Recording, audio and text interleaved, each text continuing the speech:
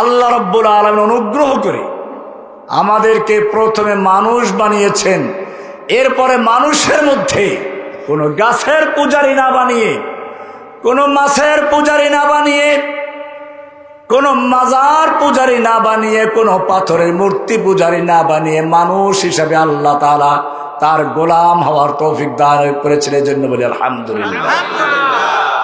মিল্লাতা আবিকুম ইব্রাহিম ওয়া সাম্মাকুমুল মুসলিমিন। আমাদের একটা মিল্লাত আছে, তার নাম কি? আমাদের জাতির পিতার নাম কি? মিল্লাতা আবিকুম ইব্রাহিম। তিনি আমাদের নাম রেখেছেন কি? ওয়া সাম্মাকুমুল মুসলিমিন। আমাদের একটা দিন আছে, ধর্ম আছে, তার নাম কি? কোরআনে পরিষ্কার বলা আছে, ইন্নাদ দীনা ইনদাল্লাহিল ইসলাম। ইসলাম অর্থ কি? ইসলাম মানে এখন আমরা শান্তি বলি, ঠিক আছে, ইসলাম প্রতিষ্ঠিত হলে শান্তি প্রতিষ্ঠা হয়, এতে কোনো সন্দেহ নেই, কিন্তু ইসলাম মানি শান্তি না। এই মাদ্রাসায় মিজান মুন সাহেব পড়ানো হয় নিচের দিকে, কালকে সকালে গিয়ে দেখবেন মিজান মুন সাহেবের ভিতরে লেখা আছে ইসলাম মানে কি। সালাম অর্থ শান্তি। সালাম অর্থ কি? আমরা একজন অপরজনকে দেখা হলে বলি আসসালামু আলাইকুম, আপনার প্রতি সালাম মানে শান্তি বর্ষিত হোক। তাহলে সালাম অর্থ শান্তি, ইসলাম অর্থ কি? বাবে ফালে গেল, এটা আলিফ যোগ হলো, কোন অর্থ নাই। আল ইসলাম মুসলমান সুদান ওয়া গারদান নিহাদান বাতাত। ইসলাম মানে হলো আত্মসমর্পণ করা, আনুগত্যের জন্য শির নত করে দেওয়া। কার সামনে?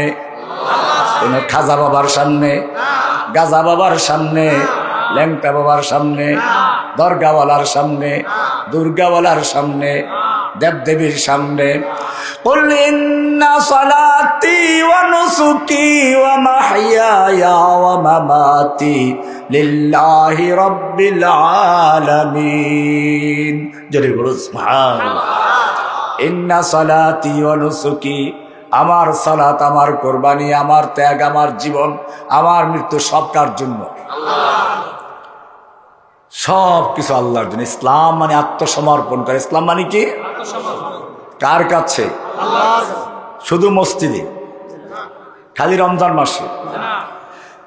ইন্না সালাতি ওয়া নুসুকি, আমার সালাত, আমার কোরবানি, আমার জীবন, আমার মরণ সব কিছু কার জন্য? আমি আত্মসমর্পণ করি কার জন্য? ব্যক্তি জীবনে, পারিবারিক জীবনে, সামাজিক জীবনে, রাষ্ট্রীয় জীবনে, আন্তর্জাতিক জীবনে, ব্যাংকে, আদালতে, সব ক্ষেত্রে হুকুম মানব কার? ইংরেজরা যখন এই দেশ দখল করেছিল, তখন এই দেশে যারা ইংরেজদের দালাল ছিল, দালাল, খুব খেয়াল করবেন, এখন গুরুত্বপূর্ণ কথা হচ্ছে এটা, কারণ আমরা অনেক কিছু জানি না যে পরিবর্তনটা কি করে আসলে। ইসলাম মানে শান্তি কে শিখালো?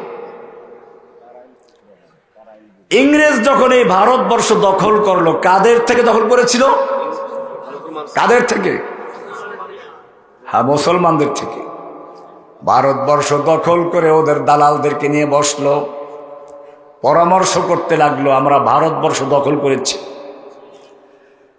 এখন আমাদের ক্ষমতা স্থায়ী হতে পারে কিভাবে? ভারতের ইংরেজদের দালাল যারা ছিল তারা বলল, তোমরা ক্ষমতা দখল করেছো, ঠিক আছে, তোমাদের শত্রু, একমাত্র শত্রুতে মুসলিম জাতি। কারা? এই মুসলিমরা যতক্ষণ পর্যন্ত ভারতবর্ষে শক্তিশালী থাকবে, ততক্ষণ পর্যন্ত তোমরা এখানে ক্ষমতা স্থায়ী করতে পারবে না। সেজন্য কি করা হবে? মুসলিমদেরকে নির্মূল করতে হবে। চক্রান্ত শুরু হলো।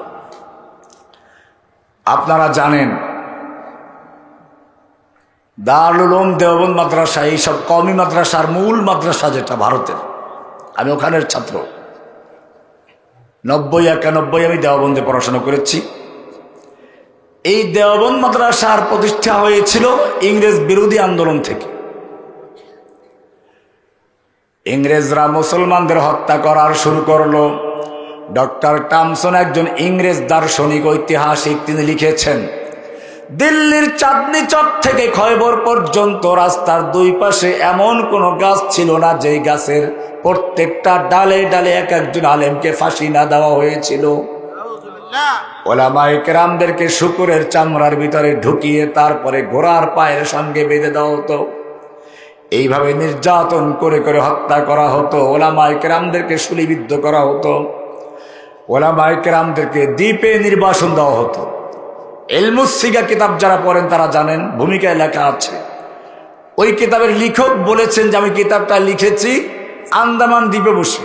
কেন গেছে? উরুদে হাকির দরা জাজিরা আজ নয়রঙ্গে তাকদীর বুদাস্ত, ওখানে কারণটা উনি লিখে দিয়েছে। এইভাবে আলেমদের হত্যা করা হলো। মসজিদগুলো ঘোড়ার আস্তাবল বানানো হলো, মাদ্রাসাগুলো পুড়িয়ে দেওয়া হলো। ৮০,০০০ মাদ্রাসা ছিল শুধু দিল্লি শহরের ভিতর, সব মাদ্রাসাগুলো বন্ধ করে দেওয়া হলো। মাদ্রাসা মসজিদের নামে হাজার হাজার একর জমি ওয়াকফ করা ছিল, ওয়াকফ সম্পত্তি। সমস্ত ওয়াকফ সম্পত্তিগুলো বাতিল করে হিন্দুদেরকে জমিদারি দিয়ে দেওয়া হলো। এই যে দেখেন না, হিন্দুরা এক একটা স্কুল করেছে, কলেজ করেছে ওদের নামে, এগুলো সব মুসলমানদের জমি। মুসলমানদের মাদ্রাসা মসজিদের অর্থ জমিগুলো নিয়ে ওদের দেওয়া হলো, ওরা পরে নিজেদের নামে স্কুল কলেজ করেছে। এখন বিএম কলেজ, বিএল কলেজ, অমুক কলেজ সব মুসলমানদের সম্পত্তি। কারণ যাতে কোরআন মাদ্রাসা চলতে না পারে সেই কারণে এই ব্যবস্থা করা হয়েছিল। যেমন বর্তমানে এই কওমি মাদ্রাসাগুলো চলে কি দিয়ে? জনগণের জাকাতের টাকা, কোরবানির চামড়া দিয়ে। মাদ্রাসার ছেলেরা ঈদে কোরবানির সময় বাড়ি না গিয়ে মানুষের বাড়ি বাড়ি গিয়ে চামড়া টানে। এই চামড়া দিয়ে মাদ্রাসাগুলো চলতো। নব্য ইংরেজদের দালালরা দেখলো কওমি মাদ্রাসা ছাড়া, যদি কওমি মাদ্রাসাগুলো হচ্ছে ওদের একমাত্র শত্রু, প্রধান শত্রু, এইগুলো বন্ধ করতে হলে ইংরেজদের মতো ওদের অক্ষ সম্পত্তি বাজেয়াপ্ত করতে হবে। এখন তো অক্ষ সম্পত্তি নেই, আছে কোরবানির চামড়া। কোরবানির চামড়া সস্তা করে দেওয়া হবে। চক্রান্ত একই। লক্ষ লক্ষ কোরআনে কারীমকে দিল্লি শাহী মসজিদের সামনে একাত্র করে আগুনে পুড়িয়ে দেওয়া হয়েছে। এইভাবে যখন একের পর এক ধ্বংসলীলা চলল, এতে কি ইংরেজদের বিরোধী আন্দোলন বন্ধ হয়ে গেছে? কতলে হুসাইন দর হাকিকত মর গে यजीद है, ইসলাম জিন্দা होता है हर करबला के बाद। আন্দোলন আরো চাঙ্গা হতে লাগলো। এবারে ইংরেজরা আবার দ্বিতীয়বার পরামর্শে বসলো। দালালদের জিজ্ঞেস করলো, তোমাদের পরামর্শ অনুযায়ী মাদ্রাসা পুড়িয়েছি, তোমাদের পরামর্শ অনুযায়ী মসজিদগুলোকে ঘোড়ার আস্তাবল বানিয়েছি, মাদ্রাসাগুলোকে পুড়িয়ে দিয়েছি, আলেমদেরকে হত্যা করেছি, নির্বাসনে দিয়েছি, কোরআন শরীফ পুড়িয়ে ফেলেছি, জেলখানাটা আলেম দিয়ে ভরপুর করে দিয়েছি। বলো এরপরেও কেন ইংরেজ বিরোধী আন্দোলন চাঙ্গা হয়ে যাচ্ছে? এইবারে ইংরেজদের দালালরা বলল, দেখো, কয়েকটা বক্তব্যের বাচ্চাদেরকে হাজির করলো। হেফজখানার 14-15 বছরের বাচ্চা ইংরেজদের সামনে তাদেরকে হাজির করে বলল, তোমরা যেই কোরআন পুড়িয়েছ ওটা হচ্ছে কাগজের কোরআন, তোমরা যেই মাদ্রাসা পুড়িয়েছ ইট কাঠের মাদ্রাসা পুড়িয়েছ, কিন্তু জেনে রাখো এই যে বাচ্চাগুলো দাঁড়িয়ে আছে, প্রত্যেকটা বাচ্চার বুকের ভিতরে 30 পারা কোরআন মুখস্থ রয়েছে। ইন্না নাহনু নাযালনা যিকরা ওয়া ইন্না লাহু লাহাফিজুন। আল্লাহ রাব্বুল আলামিন বলছেন, কোরআন নাজিল করেছি আমি, কিয়ামত পর্যন্ত কোরআন সংরক্ষণ করার দায়িত্ব আমি আল্লাহ নিজে গ্রহণ করেছি। যদি বলেন সুবহানাল্লাহ। যদি কোনো ব্যক্তি আল্লাহর নূরকে নির্বাপিত করতে চায়, কোরআনকে ধ্বংস করতে চায়, কোরআন ধ্বংস করতে পারবে না, নিজে ধ্বংস হয়ে জাহান্নামে চলে যাবে। পাহাড়ের সঙ্গে মাথা দিয়ে ধাক্কালে পাহাড় ভাঙবে না মাথা ভাঙবে? মাথা ভেঙ্গে চুরমার হয়ে যাবে। এইবারে ইংরেজরা চিন্তা করলো, তাহলে আর আলেমদেরকে মারার দরকার নেই। এটা সবচেয়ে জঘন্য হামলা।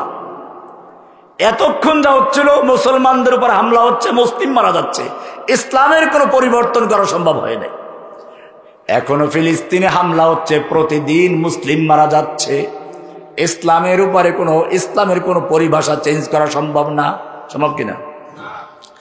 কাশ্মীরে যুগ যুগ ধরে মুসলমান হত্যা করা হচ্ছে, আরাকান, ফিলিস্তিন, ইরাক, সিরিয়া সব জায়গায় মুসলমান হত্যা করা হলো, কিন্তু ইসলামের কোনো পরিবর্তন করা সম্ভব হয় নাই, ঠিক কিনা? ইংরেজদের দালালরা এবারে বলল, যদি সত্যিকার অর্থে ইসলামকে ধ্বংস করতে চাও, মুসলিমদের মেরে শেষ করা যাবে না, বরং তাদের ঈমানটাকে নষ্ট করে দাও, বিশ্বাসটাকে পরিবর্তন করে দাও। এইবার শুরু হলো সেই পরিবর্তনের চক্রান্ত। মাদ্রাসা বন্ধ করার পরিবর্তে মাদ্রাসা তৈরি করা শুরু হলো কলকাতা আলিয়া মাদ্রাসা দিয়ে। এই মাদ্রাসার সিলেবাস তৈরি করার দায়িত্ব দিল ডক্টর ম্যাকলিকে। কাকে? ম্যাকলি মুসলমান না খ্রিস্টান? খ্রিস্টান, তবে আলেম, আরবি জানে। কলকাতা আলিয়া মাদ্রাসার ইতিহাস ইসলামিক ফাউন্ডেশনে পাবেন। ইতিহাসটা পরে দেখবেন, সেখানে একজন দুজন নয়, পরপর 27 জন প্রিন্সিপাল ছিল খ্রিস্টান। আলিয়া মাদ্রাসার ভাইরা আবার কষ্ট পাবেন না, কারণ আলিয়া কওমিয়ার সিলেবাস তখন একই ছিল। আলিয়ার ছাত্ররা কওমি মাদ্রাসায় পড়াতো, কওমিরা আলিয়ায় পড়াতো, কারণ ইংরেজদের বাইরে সিলেবাস করার কোনো সুযোগ ছিল না। ডক্টর ম্যাকলিকে দায়িত্ব দেওয়া হলো সিলেবাস তৈরি করার জন্য। ম্যাকলি সাহেবরা জানে বোম মেরে মুসলমান মারা যায়, ইসলাম মারা যায় না, কিন্তু সিলেবাস তৈরি করার মধ্যে ইসলামকে মারা যায়, মুসলিম মারা লাগবে না। কি মারা যায়? ইসলাম মারা যাবে। এই যে ইসলাম শব্দের অর্থ শিখে গেল শান্তি। তার মানে আমরা তোমাদেরকে মেরে শেষ করে দিব, তোমরা শান্তিতে ঘুমাবে, তোমরা কিছু করলে তোমরা সন্ত্রাসী। আমরা বোমা মারলে সমস্যা নেই, আমরা তোমাদের ফিলিস্তিনে মারবো, আমরা শান্তিকামী। আমরা তোমাদের কাশ্মীরে মারবো, আমরা শান্তিকামী। আমরা তোমাদেরকে আরাকানে মারবো, আমরা শান্তিকামী। তোমরা যদি প্রতিবাদ করো, তোমরা সন্ত্রাসী। ইসলাম মানে শান্তি, শান্তির ধর্ম, ঘুমাইয়া থাকো। এমনি ভাবে আমাদের আরো অনেক মৌলিক পরিভাষা পরিবর্তন করা হয়েছিল। আমি সুযোগের এক এক করে বলবো। কালেমায়ে তাইয়্যিবা আমরা পড়ি, লা ইলাহা ইল্লাল্লাহ, এটারও পরিবর্তন করা হয়েছে। বলে কিভাবে এটা পরিবর্তন করো? লা ইলাহার মানেটা কি? লা ইলাহা এই দুইটা অংশ। কয়টা অংশ? আল্লাহর নবী সাল্লাল্লাহু আলাইহি ওয়াসাল্লাম যখন নবুয়ত প্রাপ্ত হলেন, প্রথম 3 বছর গোপনে দাওয়াত দিলেন। কয় বছর? 3 বছর। এরপরে হুকুম হলো ফাস্তা বিমা তুমার ওয়া আরিদ আনিল মুশরিকিন। হে নবী, আপনার প্রতি আল্লাহর পক্ষ থেকে যা আদেশ করা হয়েছে আপনি তা প্রকাশ্যে বলুন, আপনার কোনো ভয় নাই। আল্লাহু ইয়াসিমুকা মিনান নাস, আল্লাহ আপনাকে মানুষের চক্রান্ত থেকে, মানুষের আক্রমণ থেকে রক্ষা করার দায়িত্ব আমি আল্লাহ নিজে গ্রহণ করেছি। আপনি প্রকাশ্যে বলুন। আল্লাহর নবী আরবের নিয়ম অনুযায়ী, আরবের একটা নিয়ম ছিল, সবসময় যুদ্ধ লেগে থাকতো। সকালবেলা গিয়ে পাহাড়ে উঠতো, দেখতো দূরে কোনো সৈন্য দেখা যায় কিনা, কোনো আক্রমণ আসছে কিনা। যদি আক্রমণ দেখা যেত, দূরে কোথাও সৈন্য দেখা যেত, পাহাড় থেকে লুঙ্গিটা খুলে মাথায় ঘুরাতো আর বলতো ইয়া সাবাহা, ইয়া সাবাহা, সকালে বিপদ। তো লোকেরা অস্ত্র নিয়ে, ঘোড়া নিয়ে তৈরি হতো যুদ্ধ করার জন্য। আল্লাহর নবী সাল্লাল্লাহু আলাইহি সাল্লাম সেই কৌশলটা নিলেন। সকালবেলা গিয়ে পাহাড়ে উঠলেন, সাফা পাহাড়ে। তবে উলঙ্গ হন নাই। কি হন নাই? এটা মনে রাখবেন, আমাদের নবী কখনো ল্যাংটা হয় নাই। যে নবী কখনো জীবনে উলঙ্গ হন নাই, সেই নবীর উম্মতরা যদি একটা ল্যাংটা ফকির দেখায়, ভিতরে মাল আছে। যেই নবী এত পরিষ্কার পরিচ্ছন্ন থাকতেন, রাস্তা দিয়ে হেঁটে গেলে বোঝা যেত এই রাস্তা দিয়ে আমার নবী চলে গেছেন। আতরের সুগন্ধি তার ছড়িয়ে যেত। যেই নবী এত পরিষ্কার পরিচ্ছন্ন থাকতেন, আল্লাহর নবী ইরশাদ করেন, লাউলা আন আশুক্কা আলা উম্মতি লা আমারতুহুম বিসওয়াকি ইনদা কুল্লি সালাহ। আমি যদি আমার উম্মতের জন্য কঠিন মনে না করতাম, তাহলে আমি প্রতি ওয়াক্ত সালাতের সময় মেসওয়াক করাকে ফরজ করে দিতাম। এজন্য হাদিসে বলা আছে, মেসওয়াক করে যে নামাজ পড়া হয়, মেসওয়াক ছাড়া নামাজের চেয়ে 25 গুণ সওয়াব বেশি পাওয়া যায়। মেসওয়াক করবেন তো ইনশাআল্লাহ? প্রত্যেক নামাজের উযু করার আগে মেসওয়াক করে নেবেন। কত গুণ সওয়াব পাওয়া যায় বেশি? একটু মেসওয়াক দিয়ে 2টা খোঁচা দিলেন, বাস 25 গুণ সওয়াব বেশি হয়ে গেল। আমল করবেন ইনশাআল্লাহ? আমি বলতেছিলাম, আল্লাহর নবী এত পরিষ্কার থাকতেন, জুমার দিন প্রথম দিকে গোসল করা ফরজ করে দিয়েছিলেন। কারণ লোকেরা ছিল মেহনতি, মসজিদ ছিল খেজুর পাতার গরমে ঘাম হয়ে যেত, গন্ধ হয়ে যেত। আল্লাহর নবী সেদিন বললেন, তোমরা জুমার দিন অবশ্যই গোসল করবে। আর সেই নবীর উম্মতরা এখন যদি কারো গায়ে থাকে চট, মাথায় জট, দুর্গন্ধে শয়তানও পালায়, কয় যে আল্লাহর ওলি। আমি বলছিলাম, আল্লাহর নবী সেদিন সাফা পাহাড়ে উঠলেন। সাফা পাহাড়ে উঠে জোরে ডাক দিলেন, ইয়া সবাহা, সকালের বিপদ। কুরাইশের বিভিন্ন গোত্রের নাম ধরে ডাক দিলেন। সব নেতারা হাজির হয়ে গেল, কারণ সকালবেলার ডাক এমনি বিপজ্জনক। এরপরে ডাকটা কার?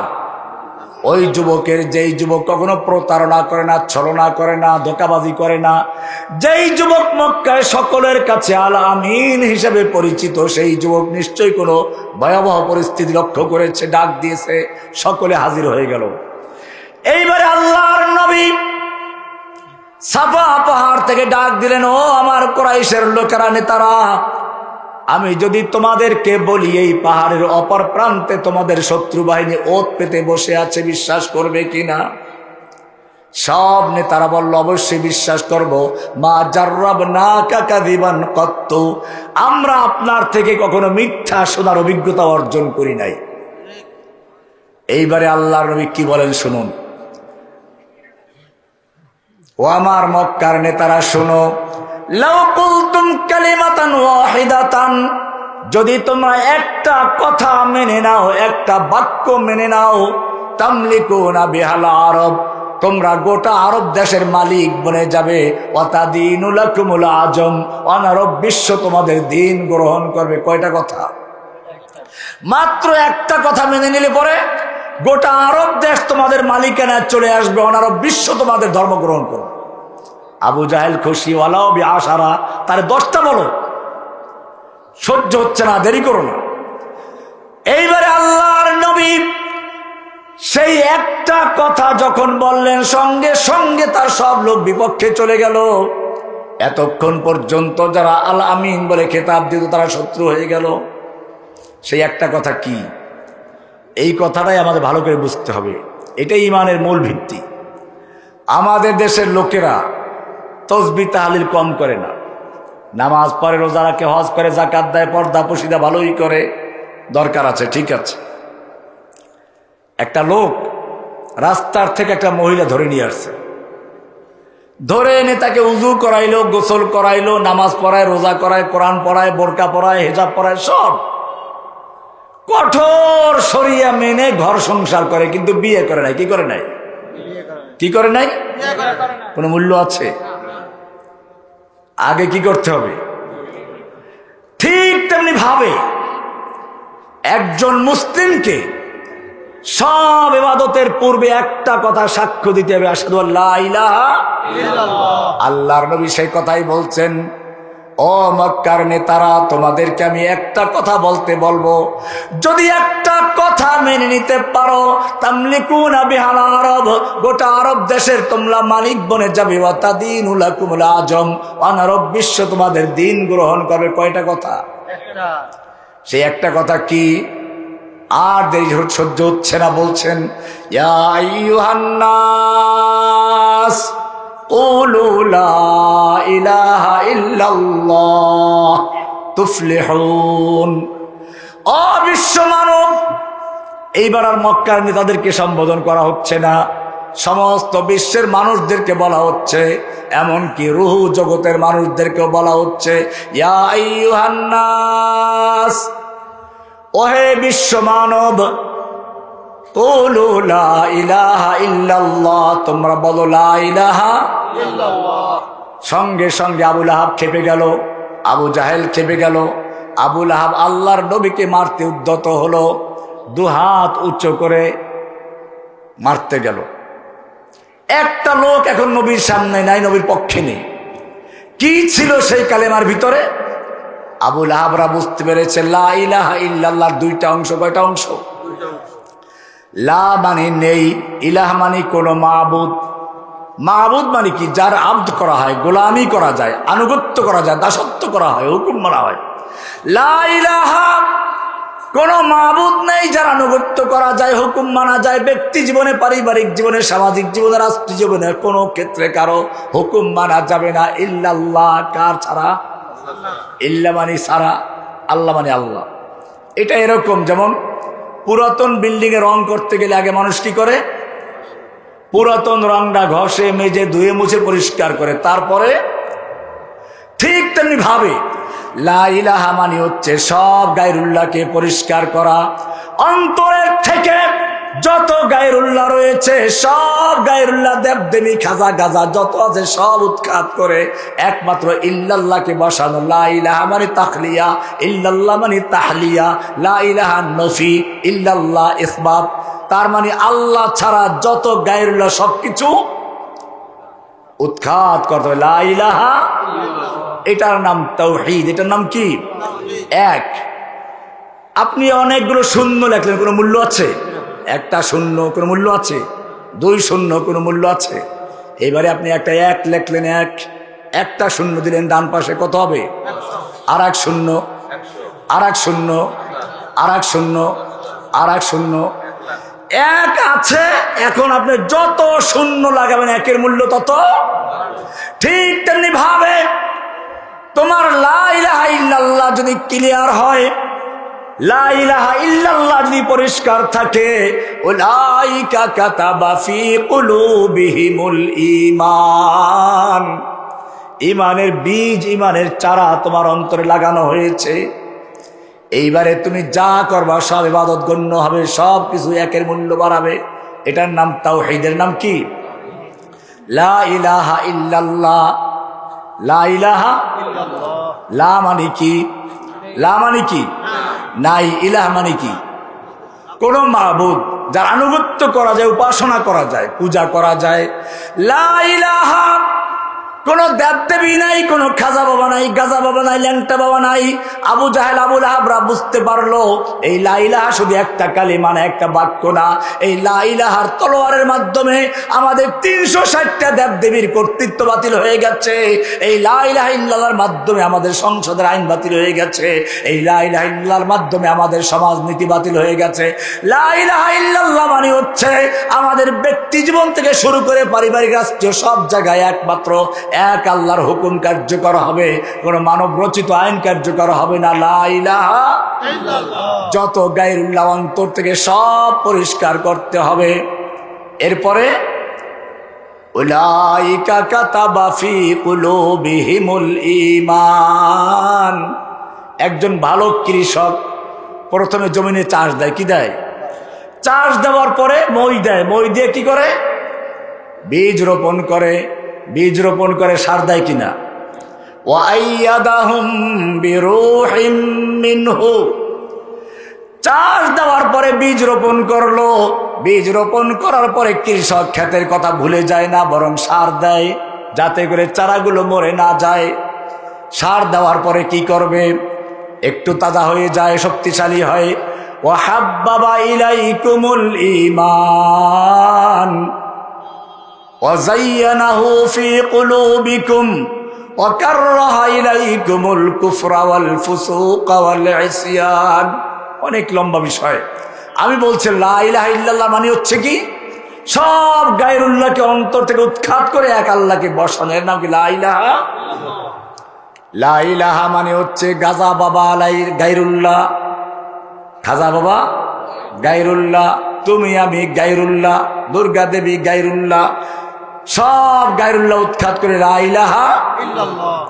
কোন এক আলেম তাই বলেছেন, আব তো রহে বস্তাদ মে আখির विरद ज़ुबां आए मेरे इलाह ला इलाहा इल्लल्लाह तेरे सिवा माबूद हकीकी कोई नहीं है कोई नहीं अब तो रहे बस्ता दम आखिर विरद ज़ुबां आए मेरे इलाह ला इलाहा इल्लल्लाह ला इलाहा इल्लल्लाह। কি সুন্দর কালেমা। আল্লাহ ছাড়া আমাদের কোনো ইলাহ নেই, কোনো মাবুদ নেই। আবু লাহাব কেঁপে গেল, আল্লাহর নবীকে মারতে উদ্যত হলো, কেউ নবীর পক্ষে দাঁড়ালো না। নবী মনক্ষুণ্ণ হয়ে ঘরে চলে গেলেন। সান্ত্বনা দেওয়ার মতো লোক নেই। সান্ত্বনা দিয়েছেন কে? আল্লাহ। তাব্বাত ইয়াদা আবি লাহাবিন ওয়া তাব্বা। আবু লাহাব কেমনে মারা গেছে জানবেন? আবু লাহাব কোন যুদ্ধে মারা গেছে? স্বাভাবিক মরছে না, কারণ তাহলে এই সূরা তাৎপর্য থাকবে। আবু লাহাবের বড়াই ছিল দুইটা জিনিস। কয়টা জিনিস? আবু লাহাবের অনেক সন্তান ছিল আর অনেক সম্পদ ছিল, এই কারণে সে বড়াই করত, বাড়াবাড়ি করত। আল্লাহর নবীকে যখন সে বেয়াদবি করলো, আল্লাহর নবীর সঙ্গে যখন সে কটূক্তি করলো, দুনিয়ায় আল্লাহর নবীর সঙ্গে বেয়াদবি করলে সে ব্যক্তির থাকার অধিকার থাকে না। নবীর সঙ্গে বেয়াদবি করলে তার আল্লাহর জমিনে থাকার সুযোগ থাকে না। আবু লাহাবের মরণ এমনি হয় নাই। করোনার সময় দেখেন নাই, করোনা হলে পারে মা বাপ ভুলে যায়। আবু লাহাবের প্লেগ দেখা দিল। প্লেগ হচ্ছে ভিতর থেকে ফোড়ার মতো একটা রোগ হয়, মাংসরা পচে গলে পড়ে যায়। জীবিত মানুষের দেহ থেকে গোশত পচে পচে খসে পড়ে যায়। এটা মারাত্মক ছোঁয়াচে রোগ। এটা যদি কোনো এলাকায় দেখা দেয়, সেই এলাকায় সব মানুষগুলো এই রোগে আক্রান্ত হয়ে যায়। আল্লাহ রাব্বুল আলামিন আবু লাহাবের শরীরের ভিতরে সেই প্লেগ রোগ দিয়ে দিলেন, তাউন দিয়ে দিলেন। তাউন হওয়া মাত্র তার সন্তানগুলো সব পালিয়ে গেল। সম্পদ পড়ে থাকলো, না খেয়ে ধুকে ধুকে মরে যাচ্ছে। মা আগনা আনহু মালু ওয়া মা কাসাব। আবু লাহাবের সম্পদ এবং সন্তান কোনো কাজে আসে নাই। ধুকে ধুকে যখন দীর্ঘদিন ভুগতে ভুগতে মরলো, কোনো লোক তার সঙ্গে নেই, কাছে কেউ নেই, কোনো সাহায্যকারী নেই। আল্লাহ রাব্বুল আলামিন দেখিয়ে দিলেন আবু লাহাব মা আগনা আনহু মালু ওয়া মা কাসাব। এবারে পচতে শুরু করলো, গন্ধ শুরু হয়ে গেল। মক্কার আকাশ বাতাসে রোগ জীবাণু ছড়াতে লাগলো। মক্কার নেতারা বলতে লাগলো, ওই সন্তানদেরকে বলো তো বাপকে কবর দে। শেষ পর্যন্ত দূরে একটা গর্ত করে লম্বা লম্বা বাঁশ দিয়ে খোঁচাইয়া খোঁচাইয়া সেই গর্তে ফেলে দূর থেকে পাথর ছুঁড়ে ছুঁড়ে কবর দেয়। তাব্বাত ইয়াদা আবি লাহাবিন ওয়া তাব্বা। যুগে যুগে যারা আল্লাহর দ্বীনের সঙ্গে টক্কর লাগিয়েছে, আল্লাহর দ্বীনকে যারা বাধা দেওয়ার জন্য এসেছে, আবু লাহাবদের পরিণতি তাদের যুগে যুগে বরণ করতে হয়েছে, ঠিক কিনা? আল্লাহর নবী দ্বীনের দাওয়াত দেওয়া শুরু করলেন, দিতে দিতে শেষ পর্যন্ত হিজরত করলেন। 23 বছর চলে গেল, বিদায় হজের ভাষণ দিচ্ছেন। এই সময় আল্লাহর নবী সাল্লাল্লাহু আলাইহি ওয়াসাল্লাম সে আরাফাতের ময়দানে সাহাবায়ে কেরামদের জিজ্ঞেস করলো, আমার সাহাবারা শোনো, আল্লাহ রাব্বুল আলামিন আমাকে একটা দায়িত্ব দুনিয়া পাঠিয়েছিলেন। সেটা কি? ইয়া আইয়ুহার রাসূল বাল্লিগ মা উনজিলা ইলাইকা মির রাব্বিক। হে রাসূল, আপনার রবের পক্ষ থেকে আপনার প্রতি যা আদেশ করা হয়েছে আপনি তা ঠিক মতো পৌঁছিয়ে দিন, তাবলীগ করুন, পৌঁছে দিন। আল্লাহর নবী আরাফাতের ময়দানে দাঁড়িয়ে বলছেন, ও আমার সাহাবীরা, বলো কিয়ামতের মাঠে যদি আল্লাহ তোমাদের জিজ্ঞেস করেন আমি আমার ওহী, আমার দায়িত্ব তোমাদের কাছে পৌঁছিয়েছিলাম কিনা? আলা হাল বাল্লাগতু, আলা হাল বাল্লাগতু, আলা হাল বাল্লাগতু, আমি পৌঁছিয়েছি কিনা বলো। তোমরা কি সাক্ষী দিবে? কি সাক্ষী দিবে? সাহাবায়ে কেরাম কি বলছিলেন? আপনি অর্ধেক পৌঁছেছেন নাকি? কয় না 90,000 কালাম, 30,000 জাহের, 60,000 বাতিল, না কি যেন বলে। সাহাবায়ে কেরাম বলছিলেন এরকম। সাহাবায়ে কেরাম কি বললেন শুনুন, নাম কদ বাল্লাগতার রিসালাহ ওয়া আদাইতাল আমানাতা ওয়া নাসাহতাল উম্মাহ। হে নবী, আপনার প্রতি আল্লাহর যে আদেশ ছিল আপনি ঠিকমতো পৌঁছিয়েছেন। আপনি উম্মতের জন্য যথেষ্ট কষ্ট করেছেন, কল্যাণ কামনা করেছেন, আমরা সেই সাক্ষ্য দিচ্ছি। এইবারে আল্লাহর নবী আকাশের দিকে আঙ্গুল তুলে উপর থেকে নিচে নামাচ্ছেন আর বলছেন আল্লাহুম্মা শাহাদ, আল্লাহুম্মা শাহাদ, আল্লাহুম্মা শাহাদ। আল্লাহ তুমি সাক্ষী থাকো, আল্লাহ তুমি সাক্ষী থাকো, আমার উম্মত সাক্ষী দিচ্ছে আমি আমার দায়িত্ব ঠিক মতো পৌঁছিয়েছি। আল্লাহর নবী আরাফাতের ময়দানে এই বক্তব্য দিয়ে মুজদালিফায় চলে আসলেন। আবার যখন মুজদালিফায় বক্তব্য দেওয়ার জন্য দাঁড়িয়ে গেলেন, আল্লাহর পক্ষ থেকে আল্লাহর নবীর বক্তব্যের উপরে সিলগালা করে দেওয়া হলো, সিলমোহর লাগিয়ে দেওয়া হলো, নাজিল হয়ে গেল আল ইয়াউমা আকমালতু লাকুম দীনাকুম ওয়া আতমামতু আলাইকুম নি'মাতি ওয়া রাদিতু লাকুমুল ইসলাম দীনা। হে নবী, আপনি বিশ্ববাসীকে জানিয়ে দিন আল ইয়াউমা আকমালতু লাকুম দীনাকুম, আজকে আমি তোমাদের জন্য তোমাদের দিনকে মোকাম্মাল করে দিলাম, পরিপূর্ণ করে দিলাম। মোকাম্মাল মানে কি?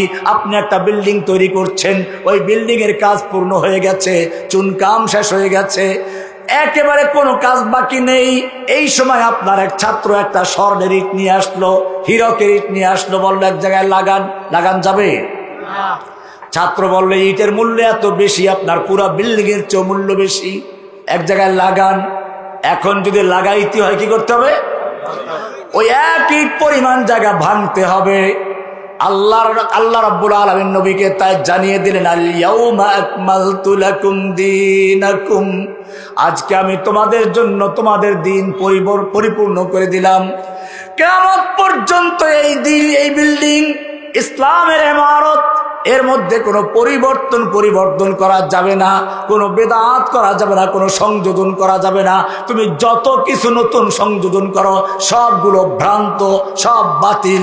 আল্লাহর নবীর মাধ্যমে যেই দিন পরিপূর্ণ হয়েছে, ওই দিনের মধ্যে যা ছিল ওই সময় পর্যন্ত সেটা ইসলামের অন্তর্ভুক্ত, যা ওই সময় দিন ছিল না কিয়ামত পর্যন্ত দিন হতে।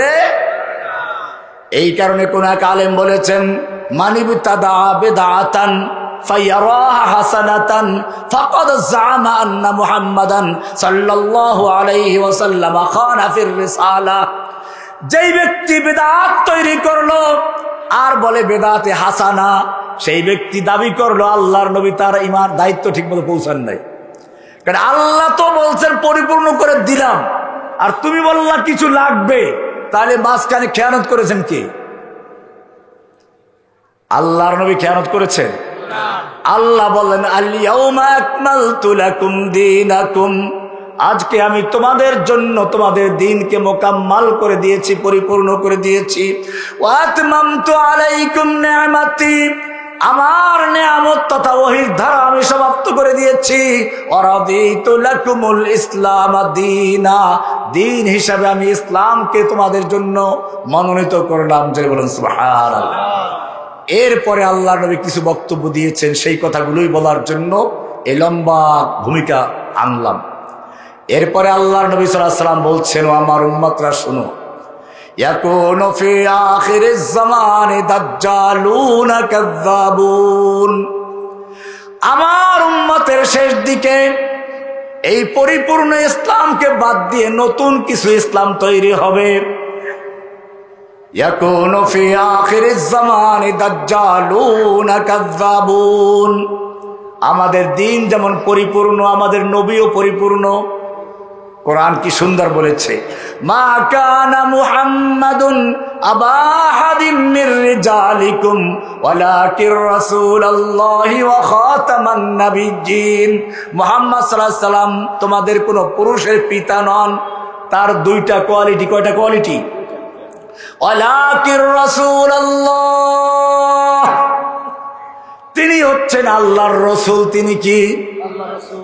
রাসূল তো আরো আছে, তাহলে তার সাথে অন্য রাসূলদের পার্থক্য কোথায়?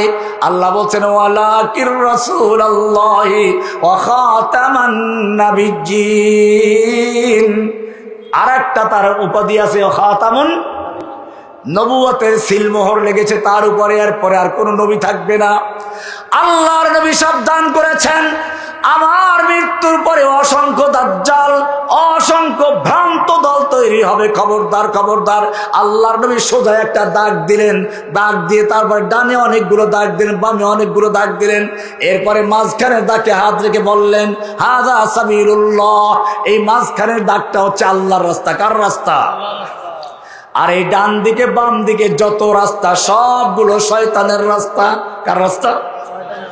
যখনই কোনো ব্যক্তি সিরাতে মুস্তাকিমে চলতে চায়, সোজা রাস্তায় চলতে চায়, তখনই শয়তান বলে এই রাস্তায় ঢোকে, ওই রাস্তায় ঢোকে। আল্লাহর নবীর শুরু থেকেই সেই ভ্রান্ত যাদের সম্পর্কে বলেছেন শুরু হয়ে গেল। আল্লাহর নবীর জীবদ্দশাতেই একজন তৈরি হলো নবী দাবিদার, গোলাম মাহমুদ মুসাইলামাতুল কাজ্জাব। কি নাম? আল্লাহর নবীকে চিঠি লিখলো। কি চিঠি লিখলো? আল্লাহর নবীকে চিঠি লিখলো, সালামুন মিন মুসাইলামাতা রাসূলিল্লাহ ইলা মুহাম্মদ রাসূলিল্লাহ। আল্লাহর রসুল মুসাইলামার পক্ষ থেকে আল্লাহর রসুল মুহাম্মাদের প্রতি সালামুন আলাইকুম, সালাম দিল। এরপরে লেখলো, ফাইন্নী উশরিকতু ফিল আমর। আমাকে নবুয়তের ব্যাপারে আপনার সঙ্গে অংশীদার করা হয়েছে। ফানিসফুল আরদি লি ওয়া নিসফুল লিকুরাইশ। অর্ধ ভূখণ্ডের নবী আমি, অর্ধেক ভূখণ্ডের নেতা আপনি। আল্লাহর নবীকে এই চিঠি লেখলো।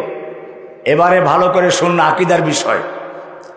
আল্লাহর নবী তাকে ডাকাইয়া জিজ্ঞেস করা উচিত ছিল না যে ঠিক আছে তুমি যে নবী, তার দলিল কি, প্রমাণ কি? প্রমাণ চাইছেন? প্রমাণ চাইছেন কিনা দেখেন। আল্লাহর নবী উত্তরে লিখলেন, মিন মুহাম্মাদিন রাসূলিল্লাহি ইলা মুসাইলামাতাল কাজ্জাব। আল্লাহর রসুল মুহাম্মাদের পক্ষ থেকে মিথ্যাবাদী মুসাইলামার প্রতি, সরাসরি মিথ্যাবাদী। আল্লাহর নবী তার কাছে কোনো প্রমাণ চান নাই। কারণ হচ্ছে এই প্রমাণ চাওয়া হয় ওই সব জায়গায় যেখানে ওই দাবিটা হতে পারে, সম্ভাবনা আছে। ওই দাবিটা বাস্তব হতে পারে, সম্ভাবনা যেখানে থাকে সেইখানে প্রমাণ চাওয়া হয়। আল্লাহর নবী মুসাইলামাতুল কাজ্জাবের চিঠি পাওয়ার পরে কোন প্রকার দলিল প্রমাণ না চেয়ে সরাসরি মিথ্যা বলার মাধ্যমে জানিয়ে দিলেন, কিয়ামত পর্যন্ত যদি কোনো ব্যক্তি নবুয়তের দাবি করে সে দাজ্জাল হবে, মিথ্যাবাদী হবে, সে নবী হতে পারে না। তার কাছে দলিল প্রমাণ চাওয়া জায়েজ নেই, কোন দলিল প্রমাণ চাওয়াও। এই কারণে দেখা যায় আল্লাহর নবীর মৃত্যুর পরে আবু বকর রাদিয়াল্লাহু তাআলা আনহুর সময় তার বিরুদ্ধে যুদ্ধ হয় এবং আল্লাহ সুবহানাহু ওয়া তাআলার সাহায্যে মুসাইলামাতুল কাজ্জাবকে হত্যা করে দেওয়া হয়। এই ফিতনা সেখানে শেষ হয়ে যায়। কিন্তু আমি শুরুতেই বলেছিলাম, ইংরেজরা যখন দেশ থেকে আলেমদেরকে হত্যা করলো, মসজিদ মাদ্রাসা বন্ধ করে দিল, এরপরও ইসলামের জাগরণ থামলো না। তখন সে আরো কিছু ইংরেজরা আরো কিছু দালাল তৈরি করলো। এর মধ্যে একটা বড় দালাল ছিল গোলাম মাহমুদ কাদিয়ানী। কি নাম ছিল? আকীদার বিষয় আমাদের খেয়াল রাখতে হবে। ওয়াজ মাহফিল শোনা কোনো বড় কথা নয়, আকীদা পরিষ্কার করা। আমি যে বললাম না আগে বিয়া তারপরে ঘর সংসার, নাকি বিয়ে ছাড়া ঘর সংসার করবেন? আগে মুসলমান হন। ইসলামের মূল জায়গা দুইটা। কয়টা? আশহাদু আল্লা ইলাহা ইল্লাল্লাহ, আশহাদু আন্না মুহাম্মাদার রাসূলুল্লাহ। এই দুই সাক্ষী না দিলে আজান হয় না। কি হয় না? আজানে শোনেন না, আশহাদু আল্লা ইলাহা ইল্লাল্লাহ, আশহাদু আন্না মুহাম্মাদার রাসূলুল্লাহ। দুই সাক্ষী না দিলে আজান হয় না, দুই সাক্ষী না দিলে কামত হয় না, দুই সাক্ষী না দিলে খুতবা হয় না, দুইটা সাক্ষী না দিলে পরে ঈমানের মুকাম্মাল হয় না, ইসলাম প্রবেশ করা হয় না। কয় সাক্ষী? আশহাদু আল্লা ইলাহা ইল্লাল্লাহ। প্রথম বাক্যের অর্থ হচ্ছে আমি হুকুম মানব কার? আল্লাহ। লা ইলাহা ইল্লাল্লাহ, আল্লাহ ছাড়া কারো হুকুম মানবো না। আল্লাহর হুকুম মানতে গিয়ে নিজের মন গড়া মতো মানবো না। মুহাম্মাদুর রাসূলুল্লাহ, রাসূলের তরিকায় মানবো। কার তরিকায় মানবো? এখানেই গন্ডগোল লাগবে। আরো বর্তমানে একদল বেরোচ্ছে আহলে কোরআন। কি নাম? এগুলো আপনাদের ভালো করে বুঝতে হবে, কারণ সুরের ওয়াজ শোনার দরকার নেই। আকীদার বিষয়গুলো ক্লিয়ার করবেন। আহলে কোরআন নাম খুব সুন্দর, কোরআন মানে, আর দাবি কি কোরআনে সব কিছু আছে। ঠিকই তো আছে, হাদিসের কি প্রয়োজন? আরো কি বলে জানেন? আল্লাহর নবী হচ্ছেন একজন পিয়ন। নাউজুবিল্লাহ বলেন, নাউজুবিল্লাহ মিন যালিক। পিয়ন, পিয়নের কাজ কি? চিঠি পৌঁছিয়ে দেওয়া। তো আল্লাহর নবীর কাজ হচ্ছে আল্লাহর বাণী মানুষের কাছে পৌঁছাই দেওয়া। নবীর আবার হাদিস কি চালু করতে গেছে? এরকম লোক আমাদের বাংলাদেশে এখন ব্যাপকভাবে আছে, এমনকি সরকারের উচ্চ পর্যায়ের মধ্যেও আছে। এই লোকগুলো আমাদের সাধারণ শিক্ষিত লোকদেরকে বিভ্রান্ত করে তাদের দল ভারী করছে। আমার ভাইয়েরা ভালো করে বুঝতে হবে, কালিমাতুশ শাহাদা লা ইলাহা ইল্লাল্লাহ আশহাদু আন্না মুহাম্মাদান, এর মানেটা কি? আমরা যোহরের সালাত পড়ি কয় রাকাত? ফরজ কয় রাকাত? আসর কয় রাকাত? এশা কয় রাকাত? মাঝখানে মাগরিব কয় রাকাত? এখন যদি আজকে আমরা এই হুজুররা সব মিলে বলি, আজকের থেকে এই মঞ্চের থেকে ঘোষণা করা হলো আগামীকাল থেকে মাগরিবের নামাজ 4 রাকাত পড়বেন, নামাজ পড়বে কেউ? কেন পড়বেন না? অসুবিধা কি? 1 রাকাত বেশি হলে একটা রুকু বাড়বে, 2টা সেজদা বাড়বে, সুবহান রাব্বিল আযীম বাড়বে, আলা বাড়বে, নামাজ পড়া যাবে? নামাজ পড়া যাবে না। ঠিক তেমনি ভাবে কেন পড়া যাবে না? নামাজ হুকুম কার? হুকুমটা কার? আল্লাহ তো বললেন না 3 রাকাত পড়তে হবে। তাহলে 3 রাকাত পাইলাম কার থেকে? আল্লাহর রাসূল আমাদেরকে দেখিয়ে দিলেন 3 রাকাত পড়তে হবে। আশহাদু আন্না মুহাম্মাদার, হুকুম মানব কার? তরিকা কার? আল্লাহর হুকুমকে রাসূলের তরিকা মানতে হবে। এটাই হচ্ছে লা ইলাহা মুহাম্মাদুর রাসূলুল্লাহ। গোলাম মাহমুদ কাদিয়ানীকে তৈরি করা হলো। এই গোলাম মাহমুদ কাদিয়ানীরা যুগে যুগে তাদের আগমন ঘটে। ইংরেজরা যখন দেখলো এদেশের মুসলমানকে কোনোভাবে থামানো যাচ্ছে না, তাহলে কি করা যায়, তাদের স্পিডটা কোন জায়গায়, ওটা ধ্বংস করতে হবে। মুসলমানদের স্পিড কোথায়? তাওহীদ কোথায়? আপনারা জানেন রোম সম্রাটের সাহাবীদের যুগে সুপার পাওয়ার ছিল।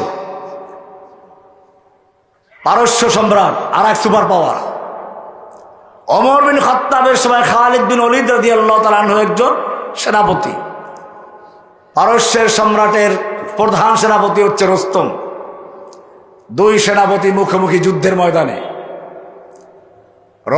পারস্যের সম্রাটের 3 লক্ষ সৈন্য আর খালিদের সাথে মাত্র কয়েক হাজার। রাতের বেলায় খালিদ বিন ওলীদের তাঁবুতে রুস্তমের গোয়েন্দারা হাজির। গিয়ে দেখে যে মাশাআল্লাহ সব কান্নায় রত আছে। গোয়েন্দারা রুস্তমকে গিয়ে বলল, দেখো মুসলমান সৈনিকদের সঙ্গে তোমাদের যুদ্ধ করার দরকার নেই, ওরা তোমাদের ভয়তে কান্নাকাটি করছে। রুস্তম মাত্র 1 লাখ সৈন্য নিয়ে নামলো। কিন্তু যেই লোকদের সম্পর্কে জানা গেল যে তারা ভয়ে কান্নাকাটি করছে, যুদ্ধ যখন শুরু হলো এক একজন মুসলিম সৈনিক ওদের হাজার হাজার সৈন্যকে হত্যা করে স্তূপ করে দিচ্ছে। রুস্তম বলল, যুদ্ধ থামাও। বেড়াকে চলে গেল। আবার রাতের বেলায় বহুদর্শী বহু বিচক্ষণ গোয়েন্দা পাঠালো। আজকেও ব্যতিক্রম নাই। গিয়ে দেখে ঠিকই মুসলমানরা রাতে কান্দে।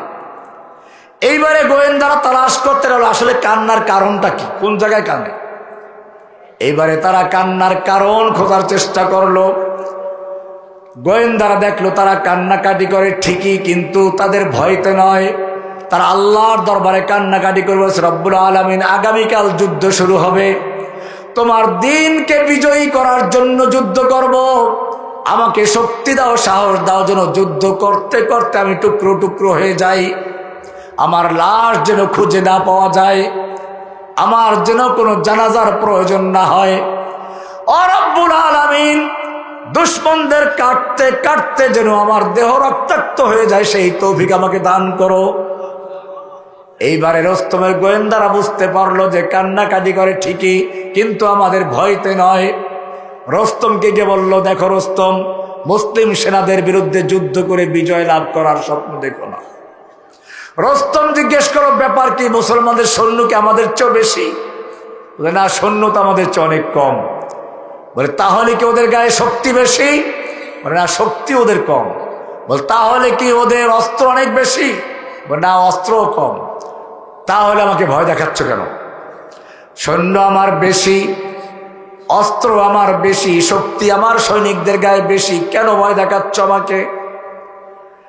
গোয়েন্দারা বলল, রস্তম শোনো, হতে পারে অস্ত্র তোমার বেশি, সৈন্য তোমার বেশি, শক্তি তোমার গায়ে বেশি, কিন্তু জেনে রাখো তোমার সৈনিকদের কাছে সুন্দরী যুবতী নারী আর মদের পেয়ালা যত বেশি প্রিয়, মুসলিম সৈনিকদের কাছে আল্লাহর রাস্তায় জীবন দেওয়া তার চেয়ে অনেক বেশি প্রিয়। জয় সুবহানাল্লাহ।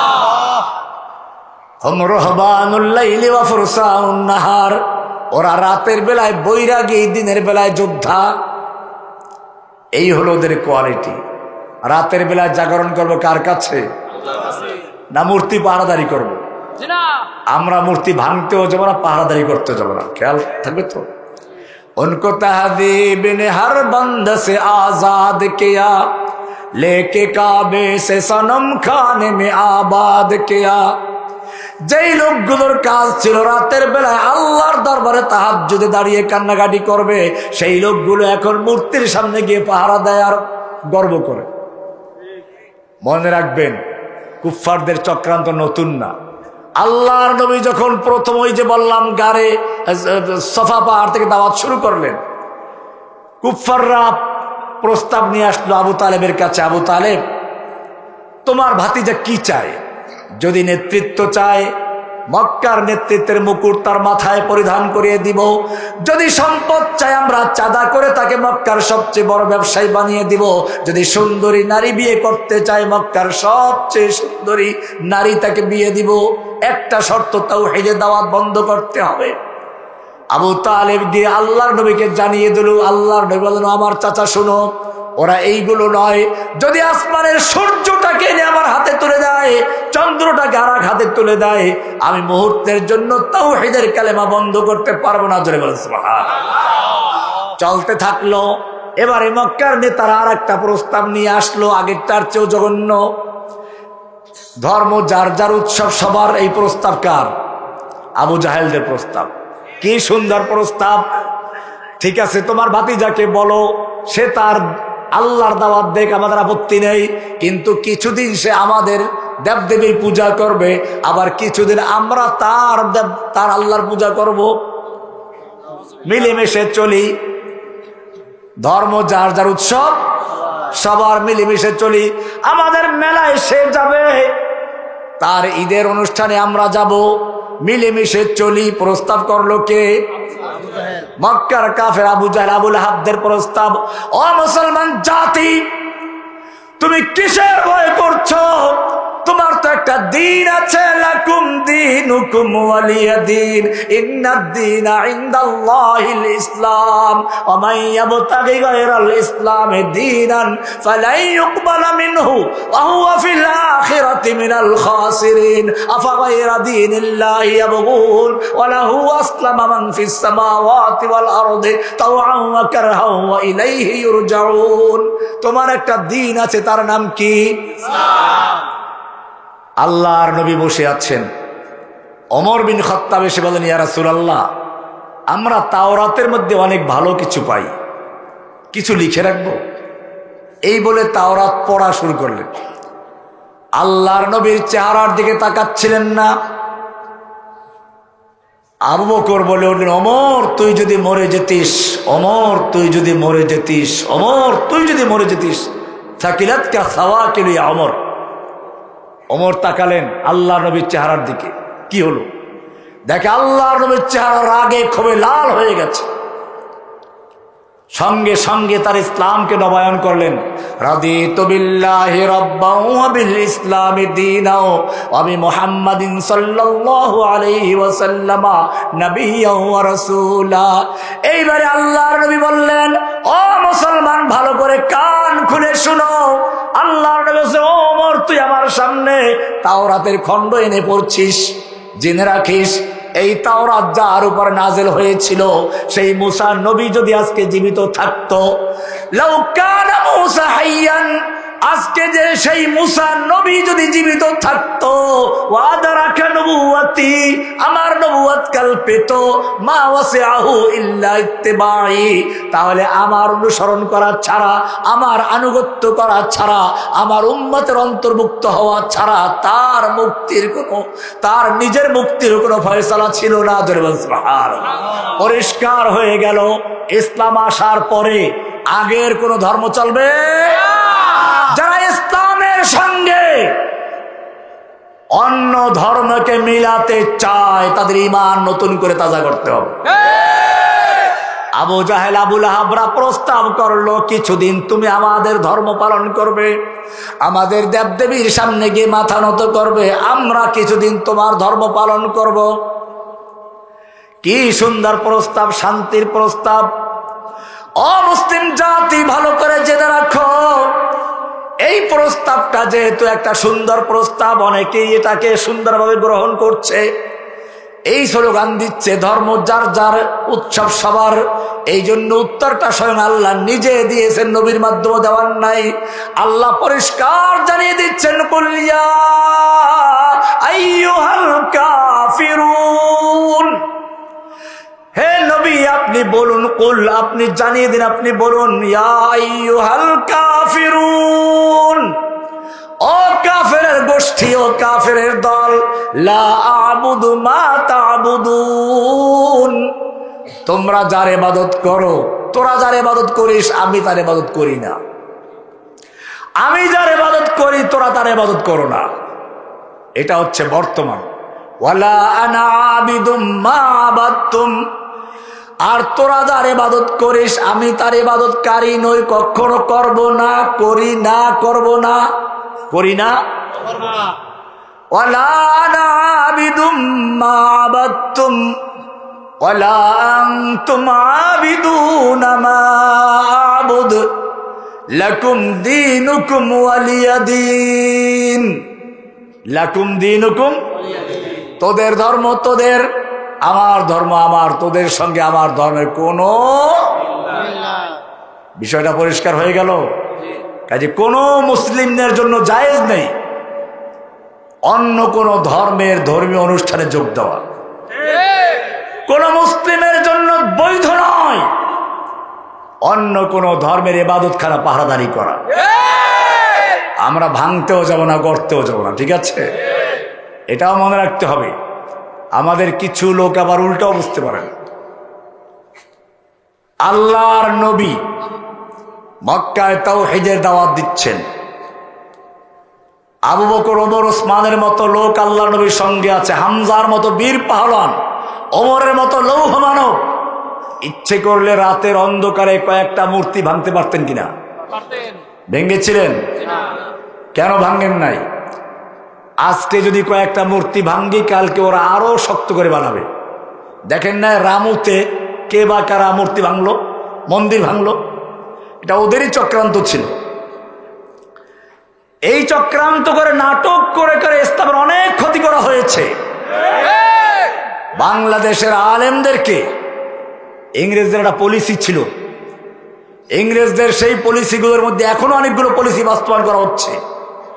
একটা পলিসি ছিল এই, যে সমস্ত আলেমরা মুসলিম জাতির মধ্যে জাগরণ তৈরি করতে পারে, মুসলিমদের মরা ঈমানকে তাজা করতে পারে, ওই সমস্ত আলেমদেরকে জনগণ থেকে বিচ্ছিন্ন করে দাও, ওই সমস্ত আলেমদেরকে বিতর্কিত করে দাও। হতে পারে সাইদি সাহেবের সাথে আমাদের দেওবন্দীদের ভিন্নতা আছে, কিন্তু সাইদি সাহেবকে ওরা গ্রেফতার করেছিল কি জন্য? রাজাকার বলে, তাই না? আসলে কি রাজাকার ছিল? তাহলে কেন গ্রেফতার করেছিল? এটা মনে রাখতে হবে। আমিরে মুআবিয়া রাদিয়াল্লাহু তাআলা আনহুর সঙ্গে আলী রাদিয়াল্লাহু তাআলা আনহুর যুদ্ধ হচ্ছিল। সেই সময় রোম সম্রাট আমিরে মুআবিয়ার কাছে পত্র লিখেছিল, আমরা জানতে পেরেছি তোমার আমিরের সঙ্গে তোমার যুদ্ধ হচ্ছে, তুমি যদি চাও রোম সম্রাট তার পূর্ণ শক্তি দিয়ে তোমাকে সাহায্য করবে, আলীকে ধ্বংস করে দিবে। আমরা হলে কি করতাম, যে ভালো হয়েছে ওনাকে জেলে ঢুকে দেখ নাকি, উনি জামাত করে না। আমিরে মুআবিয়া রাদিয়াল্লাহু তাআলা আনহু আল্লাহর নবীর ইউনিভার্সিটির ছাত্র, তিনি বুঝতে পেরেছেন আমার সঙ্গে আমার আমিরের যুদ্ধ চলছে, এই সুযোগ নিয়ে রোম সম্রাট মুসলিম ভূখণ্ড দখল করার চক্রান্ত করছে। এবারে আমিরে মুআবিয়া রাদিয়াল্লাহু কি চিঠি লিখলেন, এটা আমাদের জন্য আদর্শ। আমাদের বিভিন্ন মত থাকতে পারে, আমি সব জায়গায় ওলামায়ে কেরামদেরকে বলবো, আমি জেলখানায় দীর্ঘদিন ছিলাম, আমি দেখেছি কি চক্রান্ত হচ্ছিল। আমাকে দেখানো হয়েছিল হেফাজতের ওলামাদের বড় তালিকা, কাকে কিরকম ভাবে বিতর্কিত করা হবে। অসংখ্য মেয়ে গোয়েন্দা লাগানো ছিল আলেমদের পিছনে। এই মেয়েরা ফোন দিয়ে বলতো হুজুরকে, হুজুর আমি আপনার খুব ভক্ত, আপনার লেকচার শুনি। এরা কারা আসলে?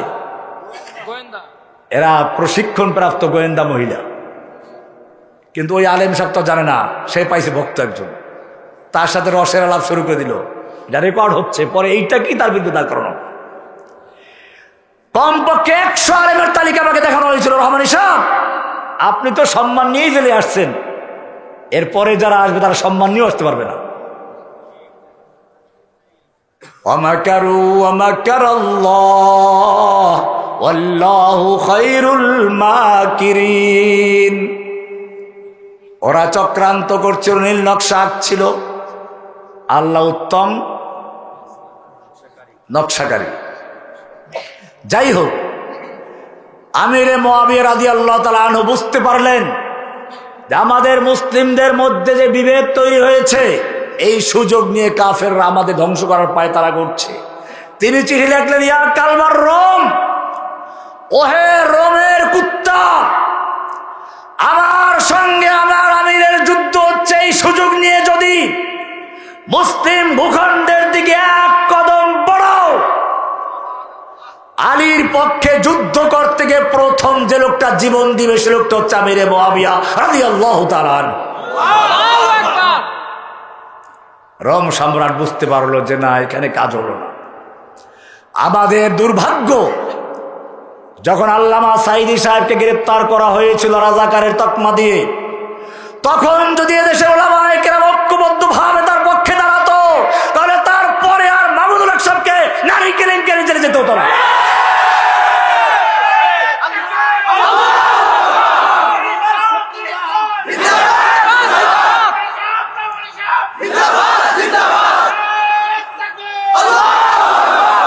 জসিমউদ্দিন রহমানীকে গ্রেফতার করা হলো জঙ্গিবাদের তকমা দিয়ে, আনসারুল্লাহ বাংলা টিমের নাটক সাজিয়ে। আমি স্পষ্ট বলতে চাই, আনসারুল্লাহ বাংলা টিম নামে বাংলাদেশে কোনো দল ছিল না, এখনো নাই। তাহলে কেন তৈরি করা হয়েছিল? ওরা জানে জসিমউদ্দিন রহমানীর বক্তব্য শুনে ও দেশের গণজাগরণ মঞ্চের বোধ জালজালা শুরু হয়ে গিয়েছিল। আল্লাহর নবীকে নিয়ে যারা কটূক্তি করেছিল, আল্লাহর নবীকে নিয়ে যারা অবমাননা করেছিল, তাদের দাঁত ভাঙ্গা জবাব রহমানী দিয়েছিল। সে কারণে তাকে বিতর্কিত করতে হবে, তাকে জঙ্গিবাদের তকমা দেওয়া হলো। এদেশের আলেমদেরকে পশ্চিমা শক্তির কাছে কলঙ্কিত করার জন্য এই নাটক সাজানো হয়েছিল। মনে রাখতে হবে, এখনো সময় আছে। যদি ওলামায়ে কেরাম ঐক্যবদ্ধ না হন, আলিয়া কওমিয়া সালাফি ধানাফি যত রকমের মাসলাক আছে, ফিকহি বিষয়ে যত ইখতিলাফ সব ভুলে যেতে হবে। ঐক্যবদ্ধ হতে না পারলে সেদিন বেশি দূরে নয় যেদিন আবার আমাদের সকলকে দিয়ে জেল পরিপূর্ণ করা হবে। আর যদি ঐক্যবদ্ধ থাকা যায়, তাহলে জেনে রাখবেন আল্লাহ তো আর এখন সেই আবাবিল পাখি পাঠাবেন না। আমি যখন জেলখানায় বসে দেখলাম চতুর্দিক থেকে, স্কুল কলেজ ইউনিভার্সিটি থেকে, এমনকি ইংলিশ মিডিয়ামের স্কুলের থেকেও মহিলারা বেরোয় আসতেছে। একটা ভাষণ রেকর্ড করবে সেই সুযোগটা পর্যন্ত পায় নাই। কি করে পাবে? আপনি আলেমদের কণ্ঠ স্তব্ধ করেছিলেন, কোরআনের মাহফিল বন্ধ করেছিলেন, আল্লাহ রাব্বুল আলামিন দেখিয়ে দিলেন তুমি আমার তাফসীর বন্ধ করেছো, কোরআন বন্ধ করেছো, তোমার বক্তব্য দেওয়ার অধিকার নেই, পালাও তাড়াতাড়ি।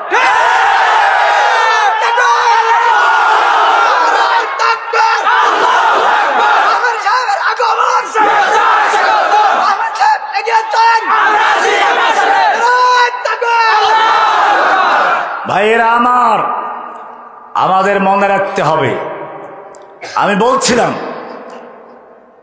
আল্লাহর নবী মক্কায় সে সময় কয়েকটা মূর্তি ভাঙ্গা কোনো ব্যাপার ছিল না, কিন্তু ভেঙ্গেছিলেন। কেন ভাঙ্গেন নাই? কারণ আজকে যদি দুইটা মূর্তি ভাঙ্গি, কালকে ওরা আরো শক্তিশালী করে বানাবে। কাজে আমাদের প্রথম কাজ হচ্ছে মানুষের অন্তরের থেকে মূর্তি ভেঙ্গে চুরমার করে দেওয়া, মূর্তির বিরুদ্ধে ঘৃণা তৈরি করে দেওয়া। যদি সত্যিকার অর্থে সেই রকম তাওহীদের বাণী ছড়িয়ে দেওয়া যায়, তাহলে মূর্তি আমাদের ভাঙতে হবে না, ওরা নিজেরাই ভাঙবে, ঠিক কিনা? দেখেন নাই কি কোটি কোটি টাকা দামের মূর্তি হাত দিয়ে ভাঙ্গা যায় না, কুড়াল দিয়ে ভাঙ্গা যায় না। ইব্রাহিম আলাইহিস সালাম তো কুড়াল দিয়ে ভাঙছিলেন, এগুলো কুড়াল দিয়ে ভাঙ্গা যাবে না, পাথরের মূর্তি ঢালাই করা। সেজন্য ক্রেন লাগিয়ে তারপর টেনে হেঁচড়ে দুমড়ে মুচড়ে ভেঙে দেওয়া হয়েছে। डरते नहीं दुनिया में मुसलमानों किसी से, जब दौलत ईमान मिली उनको नबी से। আমার ভাইয়েরা, মনে রাখতে হবে যুগে যুগে ইসলাম এভাবেই ত্যাগের মাধ্যমে এসেছে। ইংরেজদের কথা বলছিলাম, ভারতবর্ষে যখন ইংরেজরা আলেমদের হত্যা করা শুরু করলো, এই দেওবন্দ মাদ্রাসার ছাত্র এবং মুহাদ্দিস হুসাইন আহমদ মাদানী রহমাতুল্লাহ আলাই, তাদের বিরুদ্ধে আন্দোলন একজন নেতা 144 চালু করা হলো, ঘোষণা করা হলো যদি ওদের বিরুদ্ধে বক্তব্য দেওয়া গুলি করা হবে। মাদানী রহমাতুল্লাহ আলাই সেই শাহী মসজিদের সামনে গিয়ে হাজির হলেন। দেখতে পেলেন চতুর্দিকে রাইফেল নিয়ে দাঁড়ানো আছে পুলিশ বাহিনী। মাদানী হাজির হলেন, প্রথমে শুরু করলেন, আমি শুনেছি ইংরেজ বাহিনী ঘোষণা করেছে তাদের বিরুদ্ধে বক্তব্য দিলে গুলি করা হবে, আমি মাদানী হাজির, করো গুলি।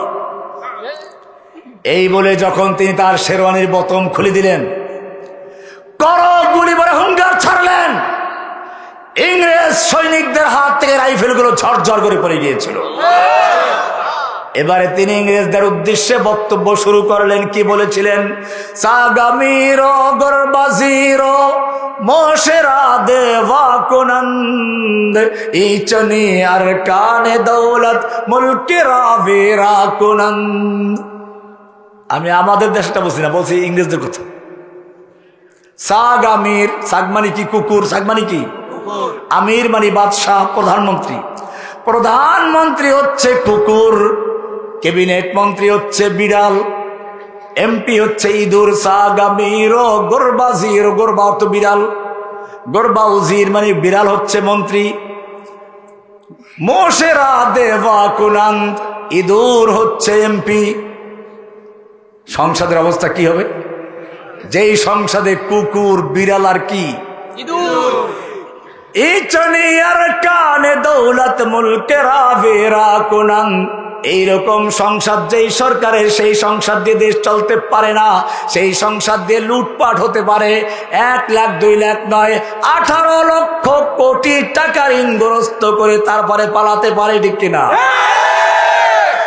দীর্ঘ 2 ঘন্টা পর্যন্ত লেকচার দিয়েছিলেন। ওয়াকিফ তো হয় ইস রাজ সে ये दार रसन भी हर दौर में तकमील वफा हमसे हुई है। ও মুসলিম জাতি ও আমার ওলামায়ে কেরাম, ভালো করে বুঝতে হবে, তাদেরই সন্তান। আজকে ওলামায়ে দেওবন্দকে সোচ্চার হতে হবে। ওলামায়ে কেরামদের মাসলাক নয় দালালি করা। যুগে যুগে ইসলামকে ধ্বংস করেছে 2 শ্রেণীর লোকেরা। কয় শ্রেণীর লোকেরা? আলী রাদিয়াল্লাহু কথা, আমার কথা না। ওয়াহাল আফসাদাদ দীন ইল্লাল মুলুক,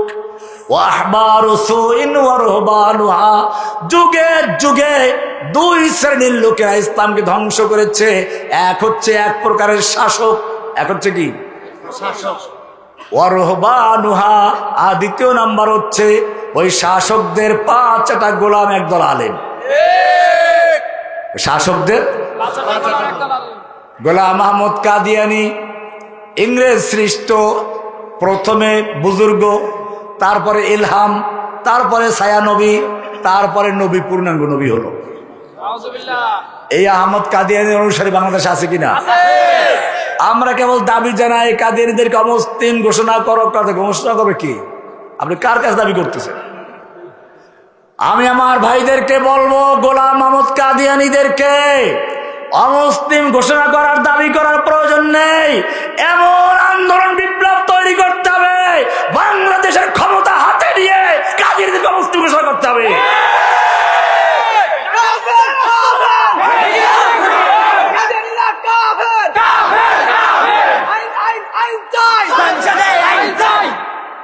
ছাত্ররা যখন মাঠে নামলো, আমার মনে পড়লো আব্রাহা বাদশাহ কাবা ভাঙতে এসেছিল হাতি নিয়ে। কি নিয়ে?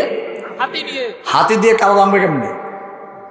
এটা হচ্ছে এরকম, এখন যেমন বুলডুজার দিয়ে ভাঙ্গে, আগের যুগে হাতির সাথে রশি বেঁধে বড় বড় ইমারত ভেঙে দেওয়া হতো। 12-13টা হাতি নিয়ে আসছিল সে, 12 থেকে 13টা, 12 2 একটা বেশি কম। উদ্দেশ্য হলো কাবাঘরকে রশি দিয়ে বেঁধে হাতির সঙ্গে বেঁধে দিবে, তারপরে ভেঙে ফেলবে।